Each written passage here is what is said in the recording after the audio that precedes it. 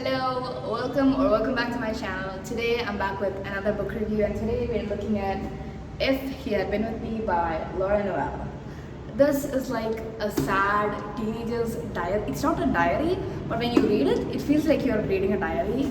I just have to say the first sentence of this is really cute. Let me just read it out. For my husband, Robert. Without you, I wouldn't know how to write about true love. That was really sweet, but the whole book wasn't. Yeah. So let me just run you through the plot real quick because it's actually really simple. So imagine you're Autumn, this teenage girl, and your mother has a best friend, and that best friend's son is Finn. And you guys are like childhood best friends. You are practically inseparable.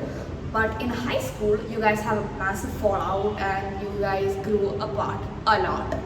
And you kind of liked Finn, but you never really had the courage to tell him that. So one day you guys are just chilling, and then you actually really like reading and writing books. So you are just like you wrote a book.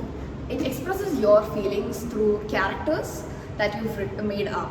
So Finn ends up reading this and finding out that you like him, and Finn is like extremely shocked because he also really liked you. And then you have that little moment of happiness, and then the next day Finn dies. Yeah, that's the whole plot of this book. There is this chapter. Wait, let me just show you 1 second. One eternity later. Yeah, so chapter 85. On August 8th, Phineas Smith died. That little sentence was so sad. Like in this whole book, that was the most sentence I was like, oh my god, that is so sad. So anyways, this is really short but really confusing at the end. I had to read the end of the book like 4 or 5 times to understand what's going on, and I didn't. So I did a little research and I realized that this is not the only book. There was a part 2 to it. Let me just get it. A few moments later. Okay, so this is the part 2. If only I have told her. And I just want to make one thing clear. I did not buy this because this was good.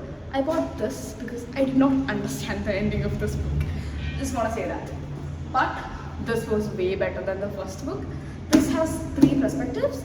It has Finn's perspective, Jack's perspective, and Autumn's perspective. Finn's perspective, we have it like 2 days before he died, and in the first book, we do read about Finn liking her, but I did not know Finn liked Autumn until I read this. Like, this was written so good, better than the first one. No offense to the first book, it was still good. And then we have the second part, which is Jack's.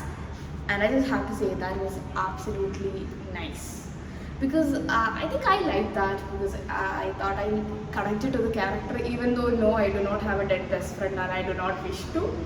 Thank God. So it made me it reminded me of my best friend, and after reading that I was like, I immediately texted her and I was like, hey, just know that I like you, okay? I was like that. And there is this one line in here which I really like. Wait, I never knew what friendship was until it was taken from me. Like that. That was so cute. And I was like, oh, that's so sad. Because like the first thing you read in Jack's perspective is Phineas Smith is dead. He gets a call from his friend, and the friend is like, Phineas Smith is dead. What a great way to wake up in the morning. Yeah. So that plot was there. Yeah, here it is. Phineas Smith was dead. Such a great way to wake up. So yeah, then we have Autumn's perspective. Autumn is severely depressed. Of course, she would be. And then she goes to therapy trying to get like over it and all that. And in therapy, there is this one girl, I don't remember the name, but like she has been through a lot. Like the maximum amount of trauma you can have, she has. But still, her attitude and her vibe is like absolutely great. She's like the most positive person in the whole book. So I really like this, and this was like a 4.5 read for me, and this was a 3.5. No, I think it was a 3-star read, and this was a 4-star read. It was really good. And here is the back if anyone wants to. Here is the back if anyone wants to read it, by the way.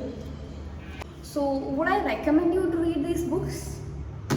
It's like a maybe book. Like, I did not like it that much. This was good, but not this. Maybe you would like it, I don't know. So it's a maybe for me. And also one more thing, before we end the video, please let me know in the comments if you want to see the Powerless review next or the Folk of the Air series. So yeah, that's about it. Peace out. See you in the next one.